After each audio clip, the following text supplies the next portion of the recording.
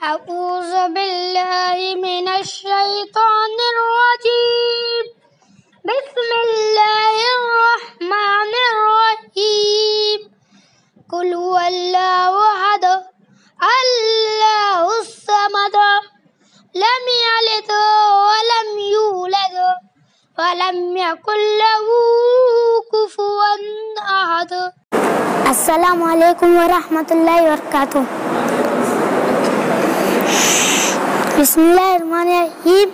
अल्लाह ताला, अल्लाह का नाम बरकत वाला है, वो बड़ी रहमत वाला है। अपने सब काम अल्लाह के नाम से शुरू करता हूँ। अल्लाह एक है, हर ऐप से पाक है।